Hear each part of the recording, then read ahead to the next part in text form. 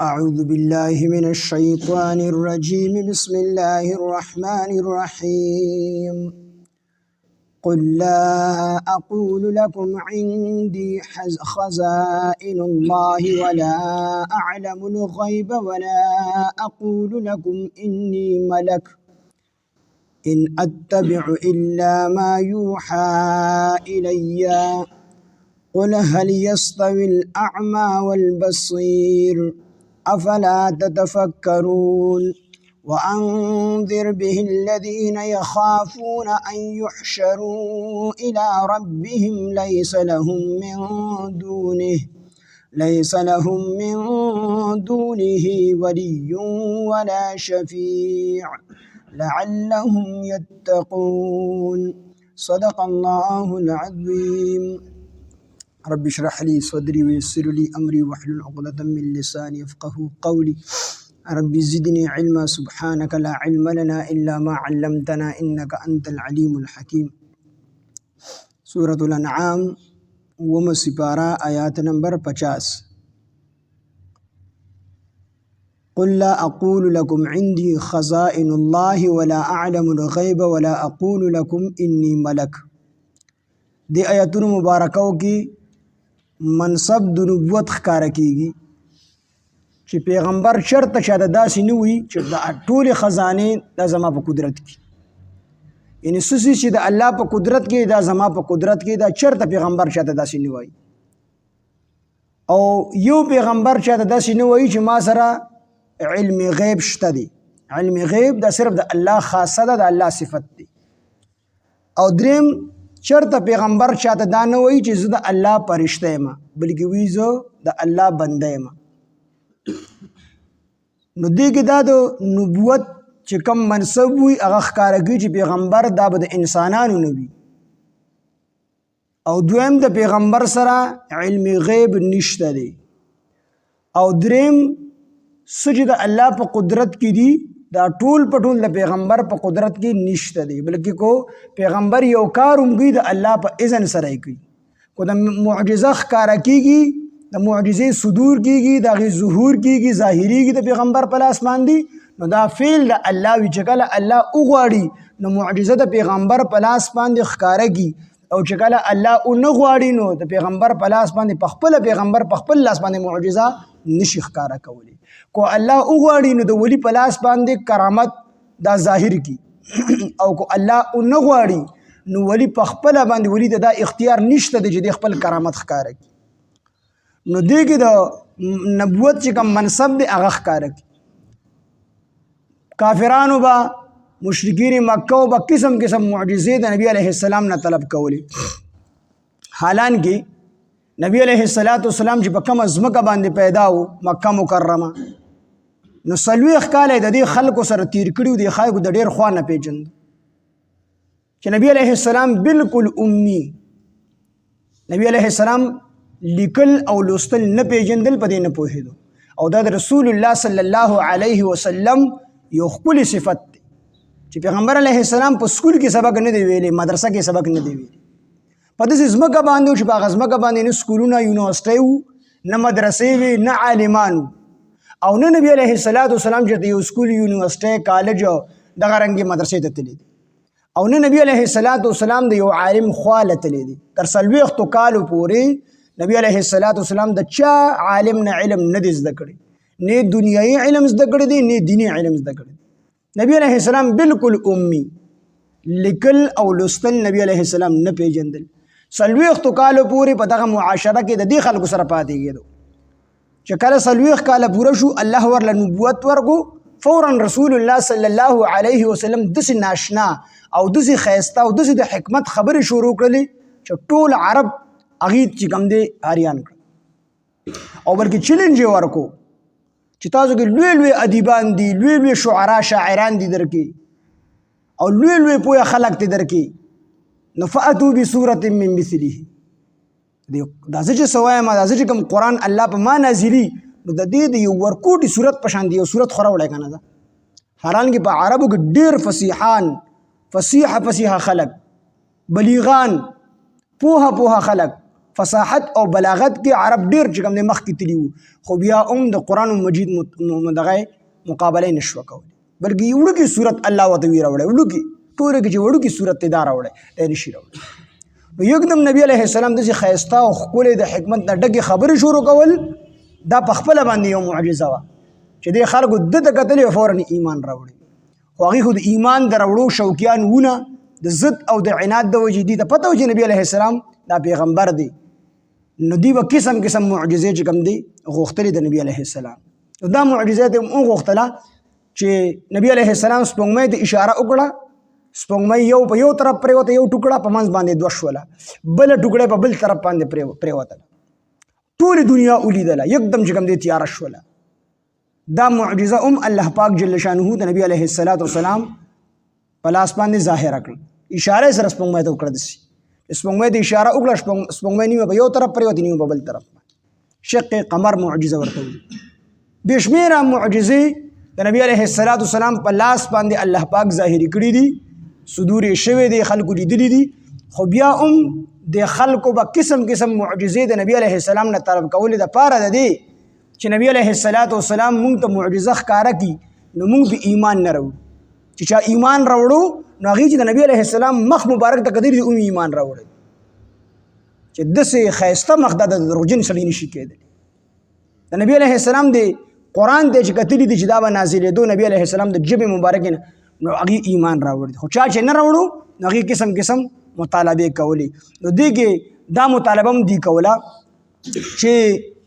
که ته په رښتیا د الله پیغمبر یې نو پکار دی چې تا سره ډېرې خزانې وي مطلب دا چې ستا د ملګري غریبانان دي په خپله باندې هم غریبې نو پکار دی چې تا سره چې کوم دی حالان کې نبي علیه السلام کو غوښتلي الله کو غوښتلي د احد دا غرونه به ورته سرو کړي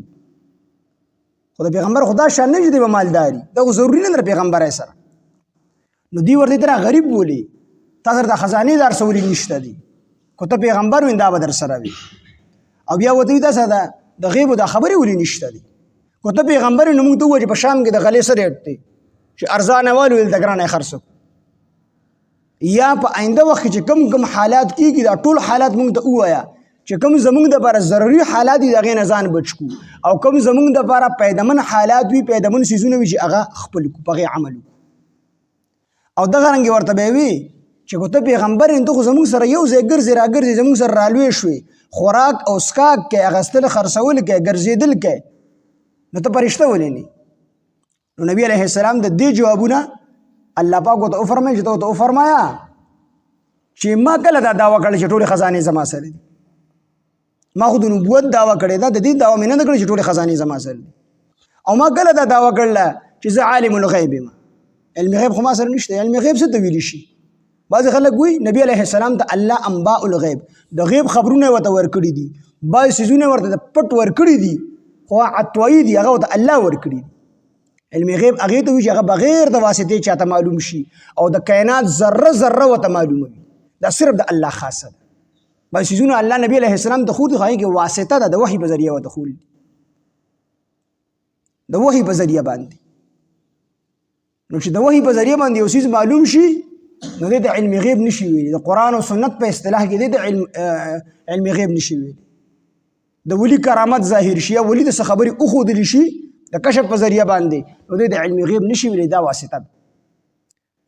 او بله دا چې دا ذاتي وي نو دا عطوي د نبي علیه السلام له چې الله کوم د غیب خبرونه ورکړي خو د الله د طرفه ته ورکړي شوي د وحي په ذریعه باندې ذاتي د نبي علیه السلام نه دي او د کائنات په ذره ذره باندې نبي علیه السلام نه دی خبر الله نه دی خبر په خپل هغه کس چې دې تپوس وکړي چې ستا دې اسوخ پي د نبي سلام کوشي وي شمر 1 2 3 4 نو که علم غیب ورته وي نو فوراً به یې ویلي وکړه نو ډېر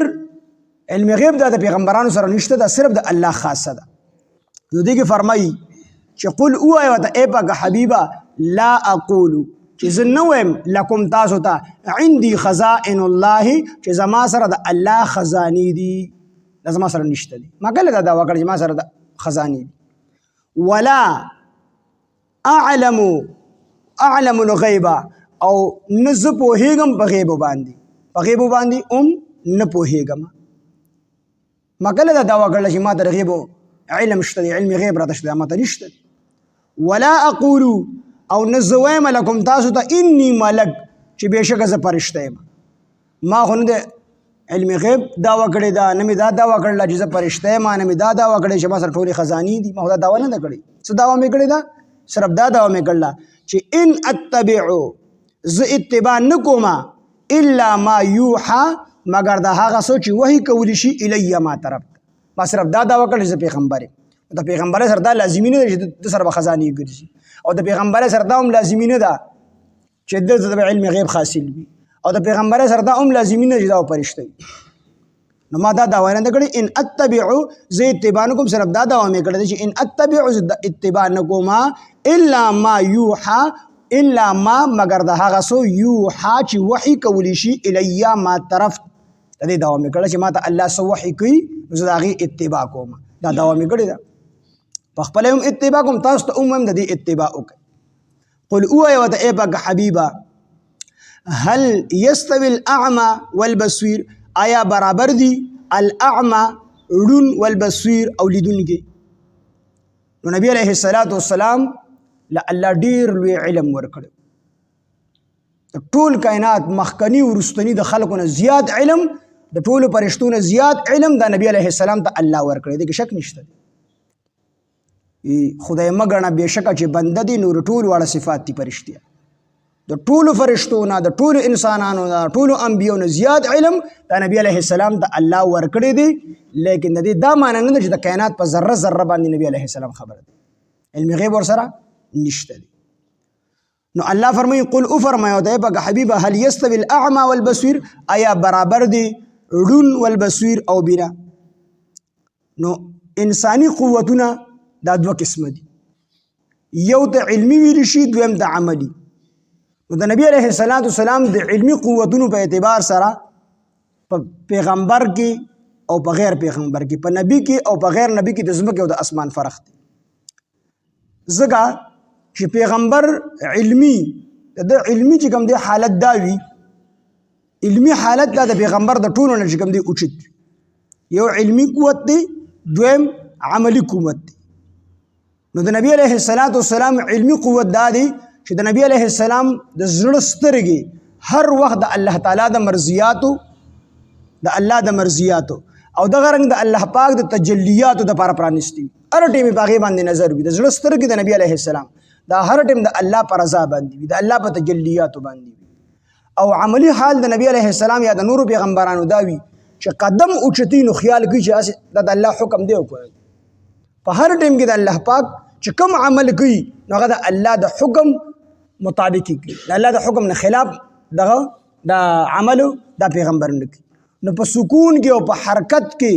په تلو کې او په راتلو کې، په ګرځېدو کې، په خوراک او څښاک کې، په هر یو عمل کې هغه د الله د رضا تابع ګرځي چې الله رانچته ناراضه نشي. نو د دې وجې نه د پیغمبر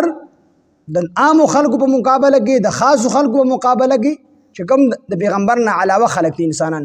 د دې ټولو په مقابله کې پیغمبر علیه السلام روغ دی، سترګو والا دی، او نور دا ټول خلک نابینا دي. نو کو کله دا ړانده دا په روغ سړي پسې روان شو، د روغ سړي لمنې ونیسل، دوی به خپل منزل مقصود ته ورسي. او چې کوم یو سړي ړوند دی او په بل ړوند پسې روان شو نو کندې ته به ورسي. موږ ټول ړانده یو او رسول الله صلی الله علیه وسلم سترګو والا دی. نو که موږ په رسول الله صلی الله علیه وسلم پسې روان شو نو موږ منزل مقصود ته ورسو. او که موږ رسول الله صلی الله علیه وسلم پرېښودو، د بل چا لمن مو ونیوله نو کندې ته به ورسېږو. نو د دې وجې نه فرمایي چې ورته ووایه چې یستوي الاعمى آیا برابر دی ړوند والبصیر او سترګو والا؟ هیڅ چرته برابر نه دي. افلا تتفکرون آیا تاسو فکر نه کوئ چې پیغمبر علیه السلام روغ دی او تاسو ټول انسانان دا بې سترګو یې، ړانده یې، نو که دې روغ پسې روان شوی خپل منزل مقصود ته به ورسئ. او که نه د ده لار خو پرېښودله، په خپله لار روان شوی نو ړانده یې کندې ته به وغورځېږئ. وروستو ته فرمایي وانذر او ته ویروه ای پاک حبیبه به په دې قرآن باندې الذین هغه کسان یخافون چې دوی یریږي، د څه نه یریږي؟ د دې خبرې نه، ان یحشروا دا چې دوی به جمع کولی شي الی ربهم خپل رب طرف ته. کله؟ په ورځ د قیامت په دا ټول الله طرف ته راجمع کېږي. نو هغه خلک ویروه چې څوک د دې ورځې نه یریږي چې موږ به ټول الله ته پیش کېږو، الله به تپوس کوي. الی ربهم خپل رب ته لیس لهم چې نشته دی لهم د دوی دپاره من دونه سوا د هغه نه یعنې د الله نه ولی څوک دوست ولا شفیع او نه څوک سفارشي بغیر د الله د اجازت نه په ورځ د قیامت چې کم خلک په سفارش کوي شفاعت به کوي نو هغه به د الله په اذن سره کوي د الله په حکم سره د الله د حکم نه بغیر هیڅ څوک د چا شفاعت نشي کولی نه پیغمبر کولی شي نه ولی کولی شي نه عالم کولی شي نه حافظ او نه شهید نه حاجی هیڅ څوک نشي کولی دا څوک چې کوي شفاعت په ورځ د قیامت دې ته به د الله حکم شي چې ورشه او تاسو د خلکو شفاعت او سفارش وکړي دا به د الله په حکم سره او د الله د حکم نه بغیر هیڅ څوک د چا شفاعت نشي کوي من دونه سوا دا غنه ولی څوک دوست ولا شفیع او نه څوک سفارشي لعلهم یتقون د پاره دی چې دوی بچ شي د جهنم دی او یاره د څه دپاره د دې دپاره چې دوی د جهنم نه بچ شي قل اوایه ورته ای پاکه حبیبه لا اقولو زه نه وایم لکم تاسو ته عندي چې ما سره خزائن الله د الله خزانې دي د الله ټولې خزانې دي ولا اعلم الغیب او نه زه پوهېږم په پټو څیزونو باندې په غیبو باندې ولا اقول او نه زه وایم لکم تاسو ته انی ملکن چې زه فرشته یم دا درې واړه دعوې زه نه کوم دا سره زما دعوې نه دي ان اتبعو زه اتباع نه کوم زه دا خبره وایم چې ان اتبعو زه اتباع نه کوم الا ما مگر د هغه څه یوحا چې وحي کولی شي الی ما طرف ته یعنې زه صرف د الله د وحي د هغې اتباع کوم قل اوایه ورته ای پاکه حبیبه هل یستوي الاعمى آیا برابر دي ړوند والبصیر او سترګو والا افلا تتفکرون آیا تاسو فکر نه کوئ وانذر او ته ویروه به په دې قرآن سره الذین ها کسان یخافون چې دوی ویریږي د دې ورځې نه ان یحشروا دا چې دوی به جمع کولی شي الی ربهم خپل رب طرف ته لیس لهم نشته دی لهم د دوی دپاره من دونه سوا د هغه نه د الله نه لیس نه به وي لهم د دوی دپاره من دونه سوا د الله نه ولی څوک دوست ولا شفیع او نه به څوک سفارشي وي د الله د اجازت نه بغیر لعلهم یتقون دپاره دی چې دوی بچ شي د جهنم نه د عذاب نه قل اوایه ورته ای پاکه حبیبه لا اقولو زه نه وایم لکم تاسو ته عندي چې زما سره خزائن الله د الله خزانې دي ولا اعلمو او نه زه پوهېږم الغیب په پټو څیزونو باندې په غیبو باندې ولا اقولو او نه زه وایم لکم تاسو ته انی ملک چې بېشکه زه فرشته یم ان اتبعو زه اتباع نه کوم الا ما مگر د هغه څه یوحا چې وحي کولی شي الی ما طرف ته قل اوایه ورته ای پاکه حبیبه هل یستوي الاعمى آیا برابر دي ړوند والبصیر او سترګو والا افلا تتفکرون آیا تاسو فکر نه کوئ وانذر او ته ویروه به په دې قرآن سره الذین ها کسان یخافون چې دوی ویریږي د دې ورځې نه ان یحشروا دا چې دوی به جمع کولی شي الی ربهم خپل رب طرف ته لیس نه به وي لهم د دوی دپاره من دونه سوا د هغه نه یعنې سوا د الله نه ولی څوک دوست ولا شفیع او نه به څوک سفارشي وي